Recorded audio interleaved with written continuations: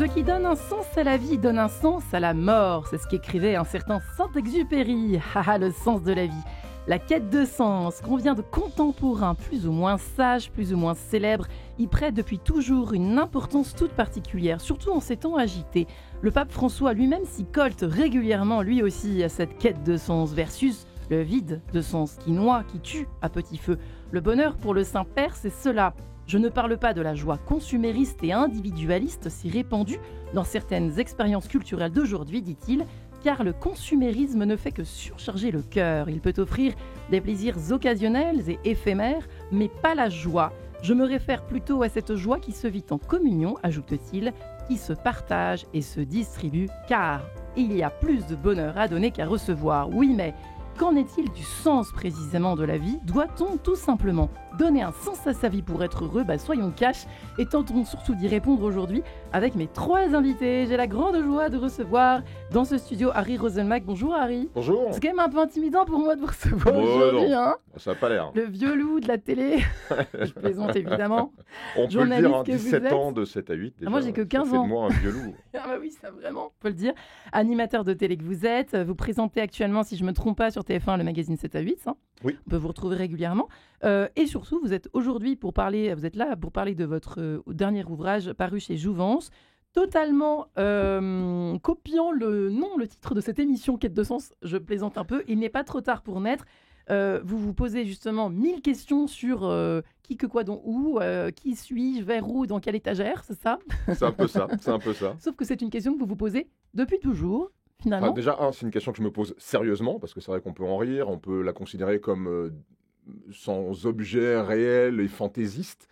Je pense que c'est une question qu'il faut étudier sérieusement. Ouais. Et que vous explorez donc dans cet ouvrage chez Jouvence.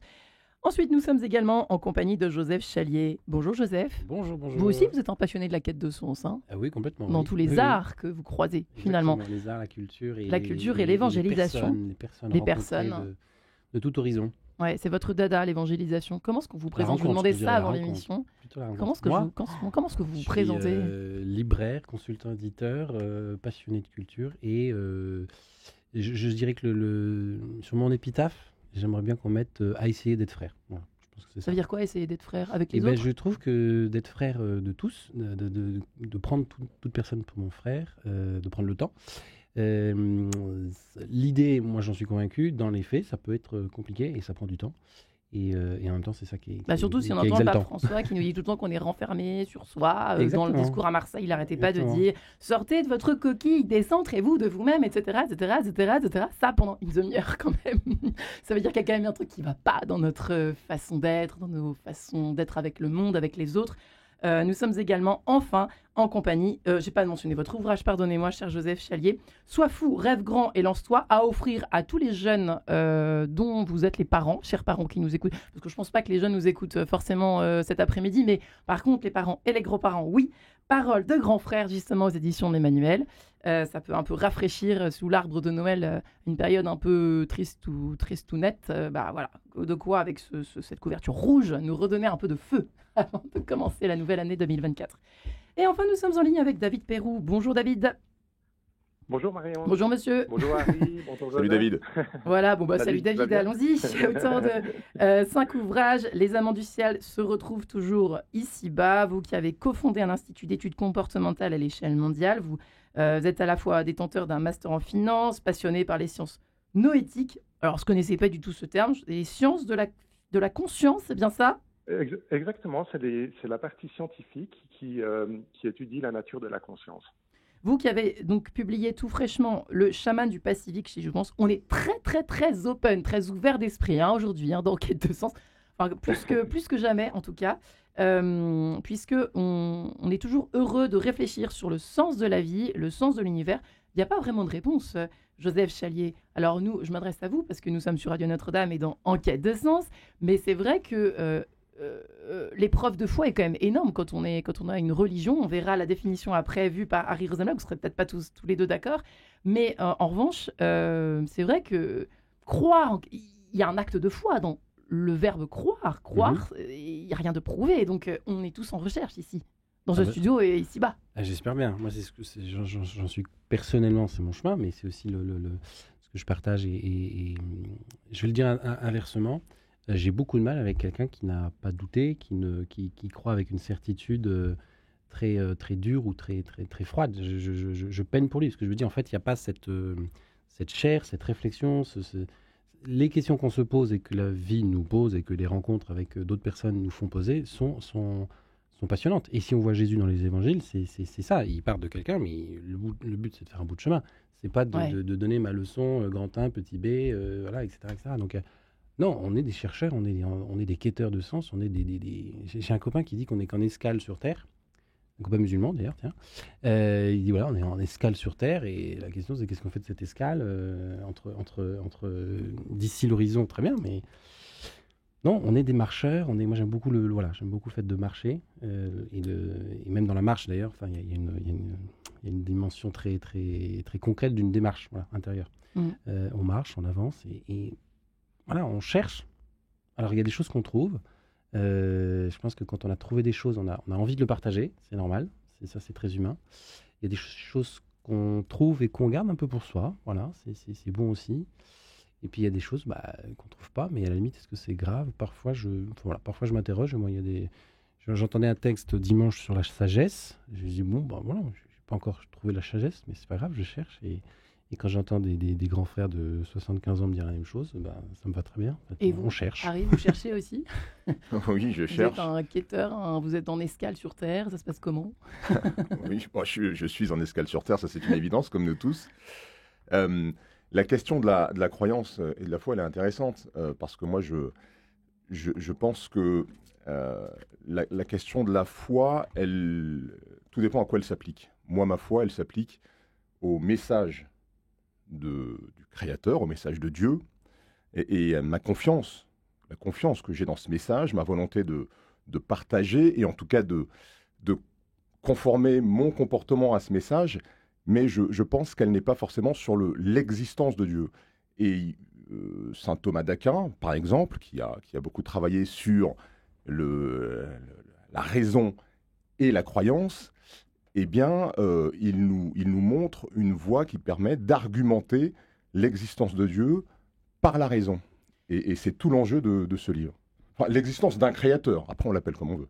Vous êtes très timide quand même avec la foi, on peut dire ça comme ça. Vous êtes en recherche de foi, vous posez des questions, mais en même temps, vous avez un rapport, j'ai l'impression, un petit peu contradictoire avec la religion en elle-même. Ça vous évoque quoi quand je vous dis le mot religion comme ça? Hop, religion, ça vous évoque quoi? Je sais où vous voulez m'amener, parce que c'est une métaphore que j'ai utilisée et qui a beaucoup été reprise, qui est la métaphore de l'opérateur téléphonique. La seule chose que je voulais faire passer comme idée en utilisant cette métaphore, c'est que la religion est un moyen et non une fin en soi. Pour moi, la religion, c'est le moyen d'exprimer sa spiritualité, d'avoir une relation avec ce que l'on pense être de l'ordre du non manifesté, qui est à l'origine de cette manifestation que nous appelons la réalité, mais ce n'est pas une fin en soi. Donc quelle que soit la religion qu'on utilise, et même à défaut d'une religion caractérisée, une chapelle religieuse, je pense qu'on peut avoir une spiritualité et une relation avec cette entité créatrice. On peut le faire par la métaphysique, c'est ce que je fais dans cet ouvrage, on peut le faire de plein de façons différentes, et donc ce que je dis, c'est que quand j'appelle mes parents biologiques, ils se fichent à peu près que je les appelle via SFR, Orange ou Free, et quand on s'adresse au créateur, à celui qui est le créateur de l'univers et qui est donc notre créateur, puisque nous sommes des produits de l'évolution de cet univers, je pense qu'il se fiche à peu près qu'on le fasse avec les termes du catholicisme, de la religion musulmane ou d'autres types de spiritualité instituées. Ouais. Est-ce que David Perrou a la même vision des choses? Vous n'êtes pas obligé de copier sur votre ami, David. Oui, je suis d'accord. Moi, j'ai vraiment... on va dire que je suis arrivé à une sorte de foi qui n'est pas forcément une foi religieuse, bien que ça ne l'exclue pas, grâce à la voie scientifique. C'est-à-dire que j'ai été éduqué, j'ai un master en finance, donc j'ai été éduqué par une physique très dure, très matérialiste. Ouais. Mais j'ai toujours souhaité, par exemple, quand j'étais adolescent, je ne pouvais pas regarder, je pense un peu comme Harry, je ne pouvais pas regarder les étoiles sans me dire, en me demandant combien il y en avait, jusqu'où ça allait, comment tout ça a commencé. Donc, j'ai pris la seule chose qu'on m'avait vraiment inculquée. J'ai pas une éducation religieuse, donc j'ai pris la science et puis je suis allé jusqu'au bout du processus. Et là, je me suis rendu compte que finalement, ce qu'on nous avait appris à l'école, que tout est matière, et notamment au sujet de la conscience, qui est vite un sujet qui m'a passionné, où on disait que la conscience c'est simplement une émanation de la matière, une émanation du corps physique et du cerveau. Et bien, je me suis rendu compte que ça, scientifiquement, ça tenait pas la route. Et qu'en réalité, par exemple, notre conscience, elle est à minima duel, c'est-à-dire qu'effectivement, il y a une partie de notre conscience qui est quelque chose qui est autogénéré par notre cerveau, on peut appeler ça notre ego, notre mental, mais il y a aussi une conscience beaucoup plus large à laquelle nous sommes constamment interconnectés.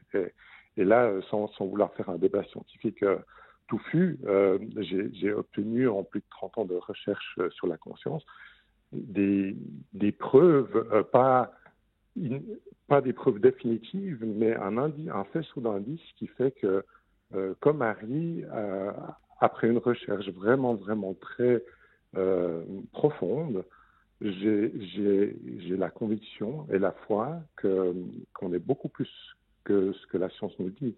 Donc oui, j'ai acquis une foi à force d'accumuler de la connaissance. Quelque chose qui nous dépasse, hein. C'est quelque chose qui revient beaucoup chez nos contemporains, Joseph Chalier, justement. La foi est une des réponses. Qu'est-ce que vous répondez à ça, au fond? Que la foi est j'aime bien la version, la vision des choses un peu à la fois prudentes, mais sages aussi, de la part de notre ami Harry Roselmack. C'est finalement c'est une des. Est-ce qu'on peut dire que c'est une des ou pas? Une des réponses. La foi est une des. Ah, une des réponses. Ouais. Je pense qu'il y a une quête de sens que tout homme partage, peut-être un peu de manière innée, pas forcément de manière très développée. Enfin, moi, en rencontrant des gens et des jeunes, beaucoup, je suis focalisé sur les jeunes un peu, entre guillemets. Oui, je me rends compte qu'ils ont quelque chose en eux, que parfois, qui est réveillé, parfois, voilà, et qui dort, très bien. Mais voilà, après, ça s'exprime parfois dans une croyance. Parfois, ça s'exprime dans une religion, parfois même dans une religion, dans un côté identitaire religieux. Ça se traverse en ce moment. J'espère qu'on en parlera. En quête de sens, mais si le sens est mauvais, comment qu'on fait? Un mauvais sens. Voilà. Mais il y a aussi j'aime beaucoup ce que vient de dire David sur le lien entre la foi et la connaissance, mais Harry venait aussi de le dire d'une autre manière. Moi, j'ai eu l'impression d'avoir eu l'effet inverse dans ma vie et c'est-à-dire que j'ai d'abord eu l'expérience de rencontrer ce que je considère être l'amour de Dieu. Donc, on va dire d'abord la foi, entre guillemets. Et après, du coup, j'ai dit, bon, ok, très bien, j'ai rencontré Dieu, mais c'est qui? Et donc, j'ai cherché. Et c'est à partir de là où j'ai commencé à avoir des connaissances, à acquérir des connaissances, à chercher à droite, à gauche, etc. Et en fait, ce que je me rends compte, c'est que du coup, dans le citoyen d'aujourd'hui là, de notre pays, en fait, il y a différents parcours. Il y a des personnes qui ont eu la foi, qui ont abandonné, d'autres qui n'ont jamais eu la foi, d'autres qui ne connaissent même pas la quête de Dieu dans leur famille, dans leur éducation. D'autres, pour s'éloigner, pour réfléchir un tout petit peu sur sa foi et prendre un tout petit peu de recul, c'est déjà une espèce un anathème et on risque. Enfin, moi, j'ai déjà vu des gens qui risquaient la mort pour ça, quand même, juste pour réfléchir. Donc voilà. Et en fait, voilà, dans notre personnalité, on a la foi. Très bien, mais en fait, on a aussi notre raison, on a notre cœur, et on est obligé d'avancer avec le cœur et la raison. C'est pas possible, quoi. Les deux vont ensemble, quoi. C'est les deux mêmes jambes pour avancer, quoi. Donc, parfois, on commence par le cœur, parfois, on commence par la raison, mais ce qui est intéressant, je trouve que c'est d'échanger et que les deux se connectent petit à petit. Ce qui est super, c'est que les deux se rejoignent. Ben oui. Et quand vous disiez tout à l'heure que ma démarche, en tout cas que mon approche de la religion était prudente, ma démarche, elle est tout sauf prudente. Ah, j'ai rien compris. Elle est, alors je ne veux pas dire courageuse parce que je ne suis pas là pour me lancer des fleurs, mais elle est iconoclaste parce que moi, ma foi religieuse, elle m'a été transmise par mes parents. D'accord. Quand vous décidez de sortir d'un chemin qui est un chemin qui vous a été transmis par les gens que vous aimez le plus au monde, enfin, en tout cas une bonne partie de votre vie, c'est quand même quelque chose qui n'est pas prudent, c'est quelque chose d'imprudent, de sortir comme ça de quelque chose qui est réconfortant, qui a un discours... Qui a toujours été. Qui a toujours été, qui est lui-même le fruit d'une transmission de mes arrière-grands-parents à mes grands-parents, à mes parents. Et qui n'est pas mauvais. Et qui n'est pas mauvais. C'est pas prudent. Alors, mais ce qui est génial, c'est justement de faire ce que David disait, parce que lui, il arrive de l'autre côté, il arrive du côté de l'athéisme, quelque part. Mais c'est d'interroger la réalité avec exigence. Et quand vous questionnez cette réalité avec exigence, vous trouvez des arguments, alors qui ne sont pas des preuves, parce que il est impossible de prouver qu'un créateur existe, que Dieu existe. Mais vous trouvez des arguments en faveur de cette hypothèse de la création et en faveur de finalement de ce que vous ont dit vos parents avec d'autres mots. On est d'accord. J'aime bien votre vision des choses. Les étoiles, par exemple, est-ce que vous partagez le côté émerveillement? Est-ce que ça fait partie de vos arguments, Marie? Allons-y pour les arguments, parce que ça, vous en égrenez certains dans votre livre. Mais non, mais l'émerveillement, c'est quelque chose d'essentiel. D'ailleurs, Maurice Zendel, qui est un prêtre, il regrettait l'absence d'émerveillement dans l'Église. Je pense qu'on doit s'émerveiller. On doit s'émerveiller, et on s'émerveille d'autant plus que l'on sait. Quand on sait que la matière, telle qu'elle existe, est quelque chose d'absolument improbable, quand on sait qu'une goutte d'eau, c'est un miracle de précision, de réglage fin, un flocon de neige, un flocon de neige, de toutes les particules élémentaires qui sont assemblées d'une façon extrêmement fine pour former cette chose qui nous semble basique et très simple, eh bien on s'émerveille de ces choses-là. Donc la connaissance, elle aide aussi à s'émerveiller. Eh bien, il y a quand même parfois même une étincelle dans ce qu'on entend Sania Biziac pour cet extrait des études de tableau opus 33 en mi bémol majeur, si vous le permettez. Non allegro, presto, à tout de suite. Et la musique aussi qui peut aider à donner du sens. Doit-on donner un sens à sa vie pour être heureux? Sur Radio Notre-Dame et sur RCF avec nos 3 invités. Harry Roselmack, et oui, qui vient non pas avec son 7 à 8, mais avec son ouvrage « Il n'est pas trop tard pour naître ». On va bien évidemment revenir sur ce titre un peu énigmatique. Aux éditions Jouvence, cher Harry Roselmack, Joseph Chalier est également avec nous, côté Église, si je puis dire. Vous qui êtes passionné d'évangélisation depuis des années, qui êtes libraire, qui êtes éditeur, etc. Vous connaissez bien aussi le travail effectué par Le Rocher, qui là aussi pose beaucoup de questions de sens. Ces jeunes qui viennent, et c'est moins jeunes d'ailleurs, qui viennent dans ces cités, ces lieux où parfois, et c'est vrai qu'il y a énormément de questionnements, parfois peu de réponses, et vous êtes là justement pour tenter d'échanger avec ces personnes qui sont parfois désœuvrées. Vous avez écrit ce dernier ouvrage, Sois fou, rêve grand et lance-toi, ça donne des ailes, dire ça un lundi après-midi, aux éditions de l'Emmanuel. Et enfin, David Perroux qui est avec nous, qui était un brillant personnage, on peut le dire. Vous qui avez dirigé de nombreuses entreprises, qui êtes passionné par les sciences noétiques, mais c'est surtout un spécialiste de la finance. Vous qui venez de publier Le chaman du Pacifique chez Jouvence, qui réfléchit à tout ce qui est conscience, inconscience, tout ce qui nous dépasse en somme, l'infiniment petit, l'infiniment grand évoqué par Harry Roselmack tout à l'heure. N'est-ce pas, David Perroux? C'est un peu les thèmes que je traite vraiment dans mes romans, c'est cette conscience qui, comme on l'avait avant, amène quand même à devoir définir ce que c'est l'immatériel. Ce que c'est que le matériel, c'est ça? L'immatériel, oui. Et c'est vrai qu'on en a l'impression. C'est amusant que vous disiez qu'aujourd'hui, c'est ça, qu'aujourd'hui, on s'en éloigne à petit feu. Pourquoi, Harry Roselmack, on s'en est tellement éloigné au fond de cet immatériel? Ça fait peur, l'immatériel. Ça fait peur. Ça fait peur parce qu'effectivement, on ne le voit pas, on ne le maîtrise pas. Et c'est vrai que la facilité pour la pensée, c'est de s'attacher aux choses que l'on peut voir, que l'on peut toucher et dont on peut démontrer l'existence. L'esprit humain, et c'est en ce sens que, a priori, nous sommes conformes à l'univers qui nous a créés, parce que l'esprit humain, il a réussi à créer un système logique qui permet de décrypter le matériel dans l'univers. Cet outil, c'est les mathématiques. Avec les mathématiques, on arrive à inférer l'existence, c'est-à-dire, avant de les démontrer avec des expériences, on arrive à inférer l'existence de certaines particules. Donc les mathématiques sont un outil pertinent pour décrypter notre univers. Sauf que cet outil, auquel on a tendance à limiter notre pensée, en tout cas à limiter la pensée scientifique, qui fait école aujourd'hui dans la connaissance, eh bien cet outil, il ne permet pas de décrypter le non manifesté. Et dans l'univers, il y a de l'information qui n'est pas manifestée. Ouais. Et s'intéresser à cette information non manifestée, ce n'est pas du domaine de la science. La science, elle est incapable de traiter de cela. Donc, elle est incapable de traiter de l'existence ou non d'un Dieu, d'un créateur. Là, c'est plus le rôle, me semble-t-il, de la métaphysique, donc de la philosophie que l'on utilise pour mettre de façon logique des concepts qui nous permettent d'argumenter et de dire cette hypothèse est plus probable que l'inverse. C'est la seule chose à laquelle on peut arriver, et on peut adosser évidemment sa foi sur cette argumentation, sur ce plaidoyer. Moi, je pense que ça la conforte. On parlait tout à l'heure de crise. C'est normal de douter quand on croit sans avoir d'éléments de démonstration. Mais quand on a une réalité qui argumente ce en quoi on croit, ben je pense qu'on croit mieux. Et il y a un certain nombre de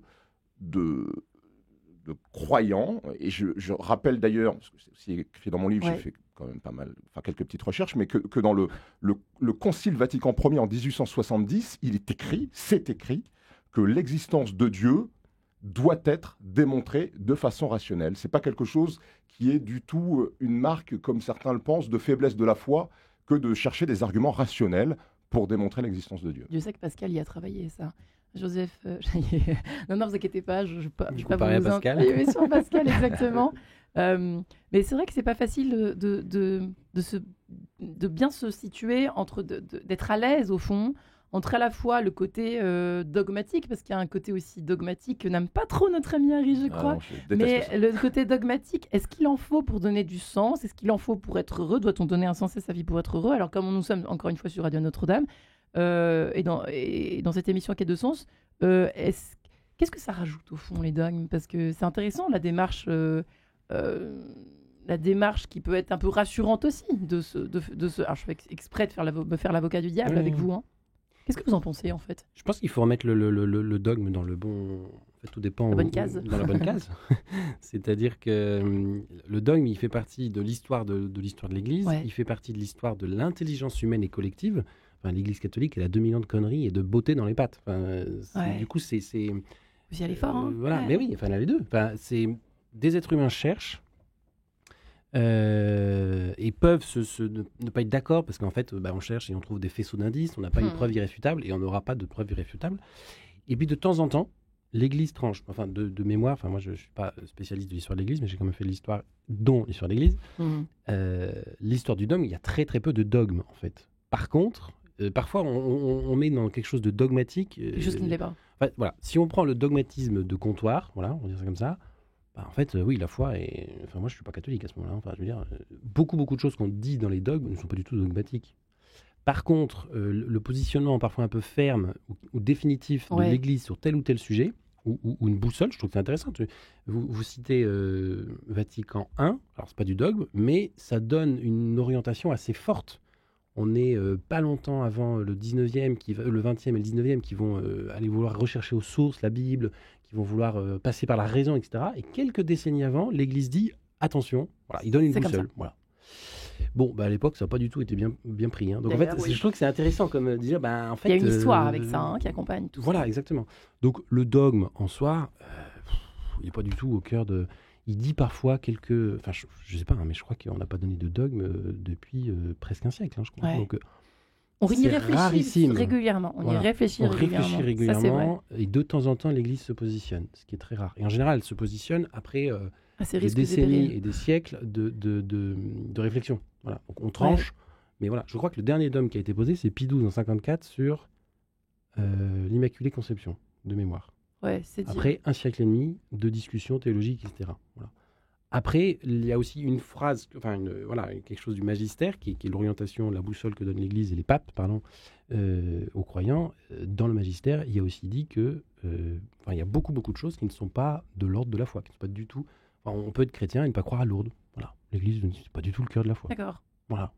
C'est ça. C'est marrant parce que parfois, ça libère en fait de dire, si on lit vraiment ce que donne... Vatican II, ce que donne le dernier grand texte du magistère, Vatican II, en fait, c'est très libérant. Parce que ça nous invite à réfléchir, à aller à la rencontre des chercheurs ça affirme qu'il y a des semences de vérité, donc c'est-à-dire que, voilà, que le Verbe s'est révélé dans la foi chrétienne, mais qu'il y a aussi des semences de vérité dans toutes les autres religions et dans chaque homme. Absolument, ça, Extrêmement puissant. Un peu à l'oublier. Mais oui, parce que Vatican II, on le critique par réseaux sociaux interposés, mais on ne le lit jamais. Donc en fait, voilà, il faut le lire pour savoir ce En qu'il tout y a cas, dedans. vous avez un mot qui est commun dans vos deux ouvrages, c'est la confiance, l'amour. Vous parlez aussi. C'est vrai qu'il y a une forme de belle démarche quand elle est religieuse et qu'elle est ainsi orientée. Comme vous avez parlé de boussole tous les deux, c'est tant qu'à faire, autant que ça nous apporte. Ça rejoint aussi Pascal, mais tant qu'à faire, autant que ça nous apporte la confiance en l'avenir, parce que Dieu est notre boussole et ça donne une raison d'être à notre existence. Vous êtes d'accord avec ça au moins, Harry Roselmack? Ça, je touche pas trop Au les moins. choses. Au moins. Non, mais Et évidemment, après, vous demanderez à David Perrault, évidemment. la quête de sens, c'est à la fois la quête de signification, le sens au terme de signification et le sens au terme de direction. Et lorsque vous étudiez l'univers et la façon dont il évolue de façon scientifique, vous vous rendez compte que l'évolution de l'univers, depuis 14 milliards d'années, elle a une direction. L'information qui fait l'univers depuis ses débuts va vers la complexité. Toujours, depuis 14 milliards d'années. Il n'y a pas 1 million d'années pendant Paresseux. lesquelles, hop, ça a fait l'inverse. L'information est allée vers la simplicité. Non, Non, l'information n'a cessé d'aller vers la complexité. c'est vrai que Et c'est fascinant. je pense que ce sens au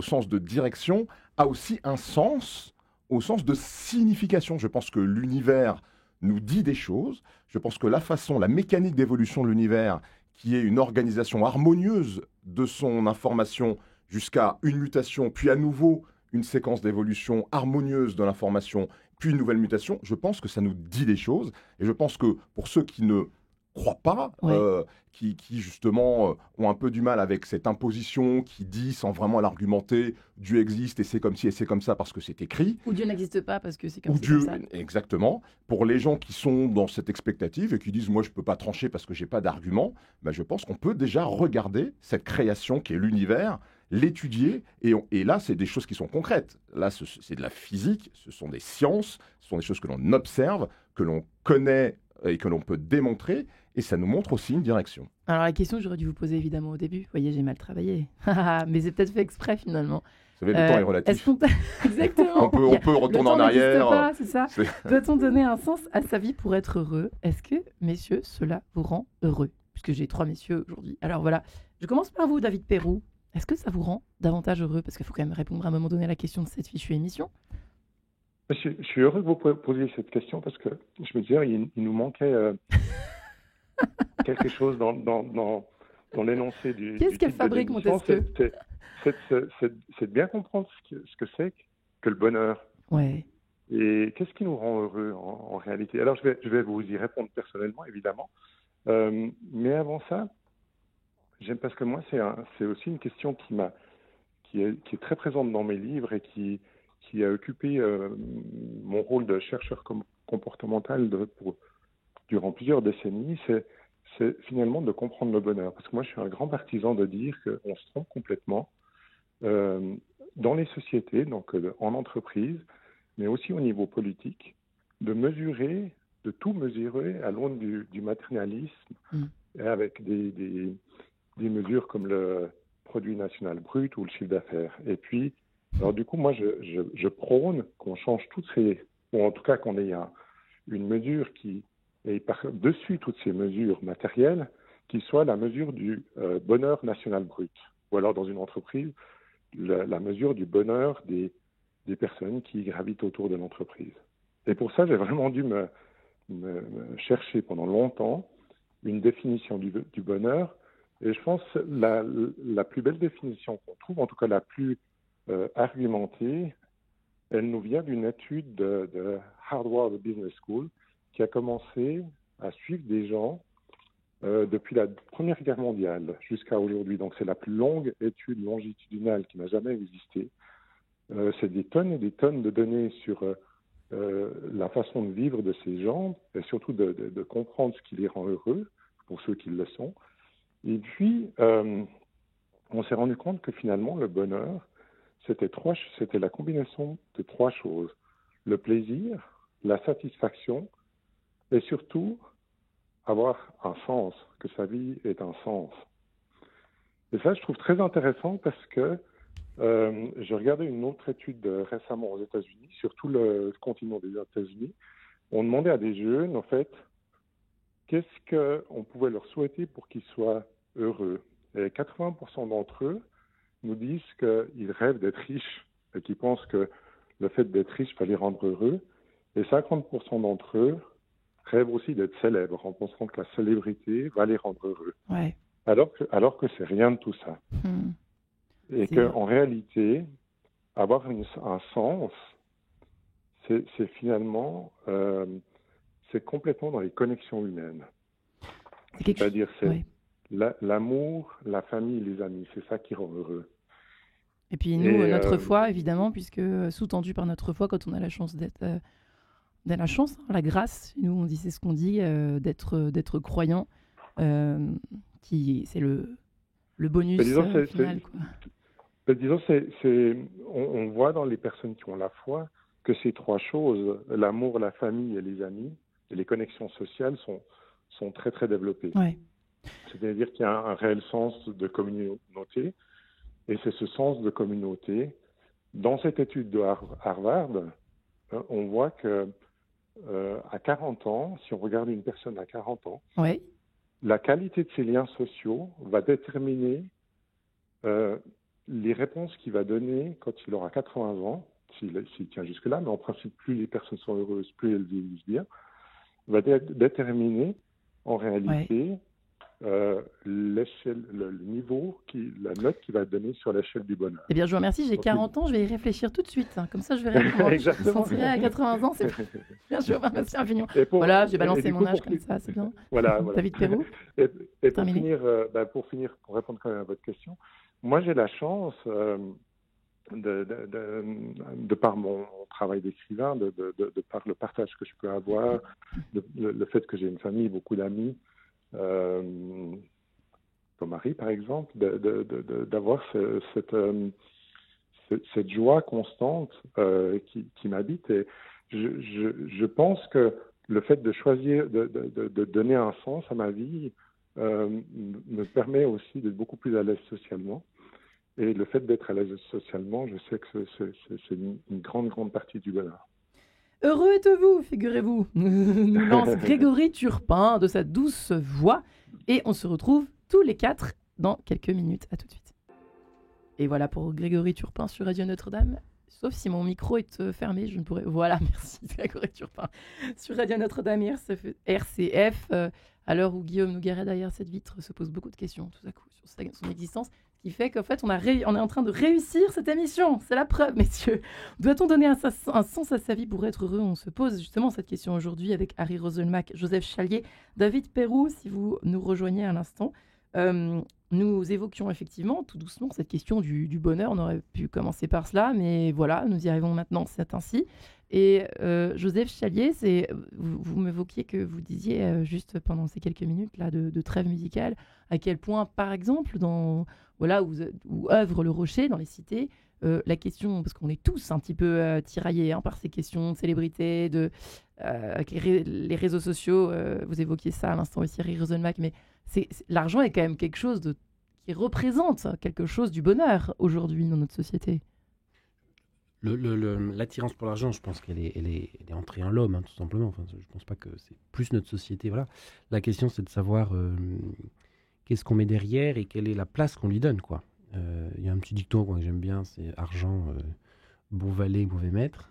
Bon valet, très bien. De fait, l'argent peut servir à construire de belles choses et de grandes choses, peut nourrir, tout simplement.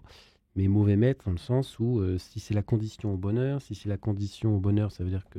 Et puis si c'est... tous les moyens sont bons pour se faire de l'argent, ça veut dire que je commence à faire de la crapulerie et à écraser les autres. Je ne pense pas qu'écraser les autres rend heureux. Enfin, je pense qu'écraser les autres rend malheureux soi et les autres. Donc en fait, il y a quelque chose dans cette quête de l'argent, si elle est une quête absolutiste, oui, là, elle est même tyrannique en fait pour soi. Et j'ai eu l'occasion de travailler pour l'association Le Rocher qui œuvre en banlieue, voilà, pour la réinsertion, pour la fraternité en banlieue, tout simplement. Voilà. Et dans ce cadre, on faisait des tournées rue le jeudi soir de 22h à minuit. Bon, ce qu'on appelait les tournées des grands jeunes. C'est un doux euphémisme pour parler des dealers, parce que 22h à minuit dans une banlieue, à part les dealers et leurs copains, il n'y a pas grand-chose. Donc en fait, on allait voir ces jeunes et l'idée, c'était juste d'échanger. Voilà. Et puis ensuite, petit à petit, en échangeant, il y a des choses qui se passent. Et donc l'une de mes questions, moi j'avoue, c'était souvent, voilà, qu'est-ce que tu rêves plus tard qu'est-ce que tu... Voilà. Il n'y a pas de jugement sur aujourd'hui, ils ont 17 ans, ils sont dans la rue, ils font beaucoup plus d'argent que moi d'ailleurs, en parlant d'argent, en dealant, mais de quoi tu rêves en fait voilà. La première réponse était toujours, je vais être riche, voilà. Et en fait, après, on creusait. Voilà. Et certains, là, on pouvait partir de là, dire, voilà, c'est pour voyager. Ah bon, pourquoi tu veux voyager ? Parce que je veux sortir de là où je suis. Bon, mais en fait, du coup, là, ça nous donnait... En fait, ça derrière l'argent, parfois, se cache le vrai sens que la personne a dans sa vie, veut avoir dans sa vie, que pas le mien, moi, je m'en fous de voyager, pour l'instant, c'est comme ça. Mais lui a besoin de voyager pour sortir de là où il est, pour découvrir d'autres choses. Et donc, à partir de là, voilà, ça demande du courage, on en parlait tout à l'heure, ça demande du courage de réinterroger là où il est, son existence, et d'y aller, voilà, d'oser sortir. Mais c'était caché derrière le spectre de l'argent. Voilà. En fait, il s'en fout de l'argent, il peut voyager s'il veut sans argent, c'est pas le problème. Ouais, et la célébrité, quant à elle, Harry Roselmack, vous m'évoquiez effectivement très justement la question des réseaux sociaux qui accentuent peut-être cette obsession de paraître pour les autres. Pourquoi ? Oui, pour les autres, c'est le bon mot. C'est-à-dire que sous l'influence de ce qui me semble être, notamment au XXe siècle, une philosophie existentialiste qui a posé comme postulat que sa raison d'être, on se la crée soi-même par les actions qu'on menait dans sa vie. C'est-à-dire que notre vie professionnelle, notre vie familiale font notre raison d'être. C'est l'une des traductions les plus communément admises de l'existentialisme et c'est ce qui fait le rapport à l'argent, le rapport à la réussite matérielle et le fait que ce qui nous rend heureux est à l'extérieur de nous. Ce qu'apporte la quête existentielle, c'est justement de comprendre qu'il peut y avoir une joie intérieure et c'est celle-là qui est la plus puissante et qui nous libère aussi du monde parce que le danger de cette vision matérialiste du bonheur, c'est qu'on peut échouer, on peut perdre ce que l'on a, mais pour autant, notre raison d'être n'est pas remise en cause par ça. Je pense qu'il y a beaucoup de drames aujourd'hui, même dans l'actualité, des gens qui, parce que leur famille se sépare, font des dingueries, des gens qui, parce qu'ils perdent de l'argent ou parce qu'ils perdent leur travail, se retrouvent complètement démunis et sans raison d'exister. Je pense que cette quête de sens, justement, elle amène une autre réponse qui est que notre raison d'être, elle est intérieure, elle ne dépend pas que de nous. Notre raison d'être qui est forcément causale à notre existence. Notre raison d'être, elle ne peut pas être postérieure à notre existence. Elle est forcément en amont de notre existence. Eh bien, cette raison d'être, c'est la raison d'être de l'univers. Et c'est pour ça qu'il faut, comme je l'ai fait, à mon sens, s'interroger sur quelle peut être la raison d'être de l'univers, qui est notre raison d'être à nous aussi. À nous aussi. Vous dites, à l'heure où j'écris ces lignes, dites-vous, bien des gens n'en sont plus à se demander s'ils auront de quoi manger. Croyez-vous pour autant qu'ils s'interrogent sur leur raison d'être ? Pas du tout. Au contraire, ceux qui se plaindront de ne pas comprendre la cause et le but de leur existence seront critiqués, mis de côté. Le pauvre, il est complètement perdu, c'est parce qu'elle a raté sa vie, il va donc voir un psy. Voilà, c'est ça qui se passe aujourd'hui en fait. C'est ça, c'est que, comme je le disais au tout début de l'émission, la quête de sens, elle est rendue absurde. Notre époque a rendu absurde l'idée de se poser la question, mais qu'est-ce que l'on est, pourquoi on existe ? Ça, c'est grave. Ouais, parce que ça fait peur. Alors, Joseph Chalier, ensuite David, parce que ça fait peur. Ça fait peur de s'interroger quand même. Hein. Oui, parce que ça demande de se positionner sur l'utilité de notre vie. D'ailleurs, le sens, je crois qu'il y a l'utilité. On l'a pas encore mentionné. À quoi je sers Et quelle va être ma marque dans l'histoire ? Est-ce qu'on va se rappeler de moi, etc. Toutes ces questions sont angoissantes, il faut être honnête. Et puis, ça pose la question de notre positionnement au sein de la société, au sein, voilà. Avec avec les troubles qui traversent actuellement notre société, toutes les sociétés ont eu des troubles, hein, je ne suis pas du tout en mode fin du monde, mais il y a des troubles la communauté aujourd'hui en Occident est fragilisée, voilà, l'esprit communautaire. Ouais. Il a pu être fort, il a pu être même trop fort, avec l'écrasement de l'individu, mais là, la communauté... Il n'y a plus d'engagement, même, ça en est même Mais du coup, en arrivé fait, là, au guide dans la votre- communauté, elle est liée aussi à l'engagement. Je m'engage parce Ouais. que mes grands-parents m'ont transmis quelque chose, parce qu'ils m'ont transmis un échange, parce que je m'engage avec d'autres, etc. Aujourd'hui, la communauté, le corps politique est complètement délictueux. Le corps, la religion, tombe soit dans un communautarisme, soit se vide. Ouais. Enfin, voilà, l'esprit corps, le corps, voilà, c'est compliqué. Donc en fait, se poser la question de l'existence, de la quête de sens, de qu'est-ce que je fais sur Terre, je trouve que seul, ça demande beaucoup de courage. À plusieurs, c'est intéressant, parce qu'en plus, on peut échanger, etc. Mais s'il y a peu de monde qui se pose la question, c'est quand même compliqué. Mais ça, je relativiserai quand même. En tout cas, moi, de ma petite lorgnette de libraire et de communicant, je suis impressionné. Le rayon ésotérisme fait plus 300% depuis le Covid. Ouais, ça revient. Plus 300%. C'est pour ça qu'il a écrit ce bouquin. Ouais. Non, J'ai mais étudié attendez. les tendances et hop Exactement. là, C'est du purement marketing, marketing. en fait. C'est purement marketing, nos bouquins. Non, mais en fait, c'est assez hallucinant. Les sectes Et c'est se bon sont signe, portent extrêmement Enfin, bien, non, les c'est pas sectes. bon signe. Donc en fait, voilà, mais même des signes comme ça qui sont qui sont Ouais. pas bons, en fait, disent quelque chose. Disent quelque chose, en tout Disent cas. absolument quelque Ouais. chose. Un bon exemple, les monastères sont pleins de pèlerins qui sont pas forcément croyants, qui viennent... Les chemins de Saint-Jacques trois- cartonnent. Les chemins de Saint-Jacques Explosent. cartonnent, et il y a même des chemins qui s'ouvrent du coup sur d'autres choses. Ouais. Rome, Assis a cartonné. Il y a même- Ouais. J'ai entendu parler d'un chemin là, qui s'ouvrait en Bretagne. Ça fait des centaines d'années qu'il n'y a plus rien. Voilà. Et Non, mais puis il est quelques évident qu'à personnes ont voulu le partir du relancer. moment où le monde Harry va plus mal, comme je le disais tout à l'heure, la philosophie du XXe siècle nous a fait croire que notre bonheur dépendait de ce qui se passe à l'extérieur. Ouais. À partir du moment C'est où ce tellement qui se vrai. passe à l'extérieur ne va pas bien, où c'est la crise, eh bien, il faut bien chercher des raisons d'être heureux en dehors de ce qui se passe à l'extérieur. Et je pense que c'est un des éléments qui explique cette quête de sens plus profond, mais qui me semble salutaire. On est presque tous nés, je pense, tous autour de cette table, avec cette espèce de slogan engrammé dans notre cerveau dès notre naissance, quoi. Que le bonheur devait venir de l'extérieur, que nous avions droit au bonheur. Moi, j'ai toujours entendu finalement un peu ça, quoi. Et pourtant, famille Cato, attention. Et pourtant. Mais vous voyez, c'était tellement fort, cette espèce de tsunami de consumérisme, qu'on a tous été pris là-dedans. Mais sauf qu'il y a des personnalités comme vous, Harry Roselmack, comme vous, David Perrou, et comme vous, Joseph Chalier, justement, qui nous aidaient un peu à retrouver notre bonne boussole, n'est-ce pas, David Perrou? C'est vrai que la notion de boussole est vraiment très intéressante. Parce que moi, je comprends ces gens qui cherchent le bonheur où il ne l'est pas. On parlait par exemple de l'argent. Il faut savoir que le bonheur et l'argent, c'est quelque chose d'extrêmement corrélé. Donc l'argent amène le bonheur. Quand on n'en a pas assez. Le problème, c'est qu'après les deux courbes, celle de l'argent, de la richesse et celle du bonheur, s'éloignent très vite l'une de l'autre. Mm. Et c'est complexe. C'est complexe parce que quelque chose qui, finalement, quand on n'en a pas assez, si on en rajoute un peu, alors on augmente sa qualité de vie. Alors, et tout son bonheur. dépend des cultures, si je peux me permettre, avec beaucoup de guillemets. Mais quand même, je ne sais pas ce qu'on Oui. pense Joseph Chalier, mais il y a des cultures où, vous le savez, quand on voyage un petit peu, notamment en Afrique, ou même dans certains pays un peu éloignés de l'Europe, au fond, même au bord de l'Europe, mais bon, qui n'ont pas En fait, c'est forcément pas- les moyens, et c'est ont pas là. un sourire du matin au soir. Moi, ça m'a toujours fasciné. Ouais, Vous allez en Parce Inde, qu'en vous allez... fait, c'est pas l'argent à proprement parler qui amène le bonheur, c'est la sécurité. Hmm. Et dans les cultures où ils vivent en communauté, où finalement les plus faibles sont soutenus par les plus forts, donc par exemple ceux qui sont en âge de travailler vont Ouais. soutenir les plus vieux, etc. Et ben, admettons que vous vivez sur une île en communauté et que l'île vous fournit du poisson, de l'eau fraîche et du riz, etc. Tutti va bene. Le seuil de sécurité matérielle dont vous avez besoin pour être heureux est très très faible Ouais, par rapport à vivre à Paris, par exemple. ouais.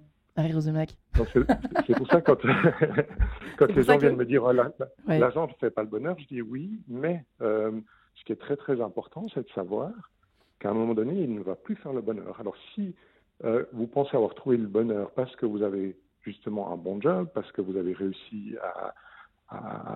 matériellement à un moment donné, il faut faire très attention au fonctionnement de votre mental, parce que votre mental, lui, c'est quelque chose il est très pragmatique Mhm. et il va simplement bâtir sur l'expérience du bonheur par l'argent pour continuer. Puis après, ça va pas marcher. Et ils vont déduire que c'est parce qu'ils n'en font pas assez. Et ils vont en chercher toujours plus. Et là, on rentre dans une quête de sens qui est complètement vide, qui n'a aucun moyen de fonctionner. Et on se rend très, très malheureux et on essaie de combler ce malheur par toujours plus. Et tant qu'on ne sort pas de ça, tant qu'on n'a pas justement cette boussole qui va nous dire, mais attention, il y a d'autres choses. À un moment donné, maintenant j'ai de la sécurité, en en accumulant plus, je vais plutôt accumuler du malheur que du bonheur. Donc c'est là que la quête de sens devient très très importante. C'est de comprendre qu'à ce moment-là, il faut changer de paradigme. De paradigme. Harry Roselmack, oui. Ce qui me semble super important dans ce qu'on dit là, c'est que tout est question d'équilibre. Il ne s'agit pas de dire que l'argent ne participe pas au bonheur, qu'il faut arrêter d'essayer de gagner de l'argent pour se consacrer tout entier à une quête de sens profond. On n'est pas tous Mère Teresa, on n'est pas tous destinés à ça. Mais je pense qu'il faut vraiment réhabiliter l'idée que ça ne suffit pas. Et que au-delà de cette quête qui est utile socialement, travailler, avoir des rapports avec les autres, c'est important, évidemment. Mais qu'on se rend bien compte que c'est insuffisant. Et le phénomène que vous observez dans les librairies, il répond à ça. Et vous parliez tout à l'heure du communautarisme et du fait qu'on se rétrécisse un peu au niveau de nos façons de penser. Je trouve que c'est hyper important, c'est l'un des enjeux du moment. Moi, je plaide pour un retour de la grandeur d'âme. La grandeur d'âme, c'est la capacité à se projeter dans ce que l'on n'est pas, d'échapper à ces déterminismes. C'est pas parce que je suis un homme noir de 50 ans que je ne peux pas me projeter dans la vie de quelqu'un d'autre et partager ses émois, partager ses revendications, ses envies. Et je pense vraiment qu'il faut qu'on arrive à retrouver quelque chose qui s'apparente peut-être un petit peu à la conscience sur laquelle David travaille beaucoup, mais c'est quelque chose qui dépasse l'identité individuelle et qui nous rassemble. Et de la confiance à la confiance, il n'y a qu'un pas pour terminer. Joseph Chalier, vous avez le mot de la fin, vous avez de la chance. S'exercer à l'amour, s'exercer à mourir ou s'exercer à la confiance, c'est donc la même chose. Oui, je crois que la confiance, grandir en confiance en soi, confiance en les autres, on peut-être manque de confiance en les autres, mais en fait tout ça, ça se travaille. Et puis confiance en Dieu, en cet être qui nous rassemble. Pour ça demande un peu de courage, mais on peut y aller. On l'a bien compris, mais ça rend heureux apparemment. Exactement. Donc voilà, c'est QFD. L'état Missa Est, pardon, Harry Roselmack, la messe est dite. Doit-on donner un sens à sa vie pour être remercié, Harry Roselmack? Merci à vous. Et votre ouvrage, je le rappelle, Il n'est pas trop tard pour naître, chez Jouvence. David Perroux, merci à vous. Le chaman du Pacifique chez Jouvence aussi. Et Joseph Chalier, donc, sois fou, rêve grand et lance-toi chez l'Emmanuel. Merci à vous trois, merci les amis, pour avoir réfléchi ainsi.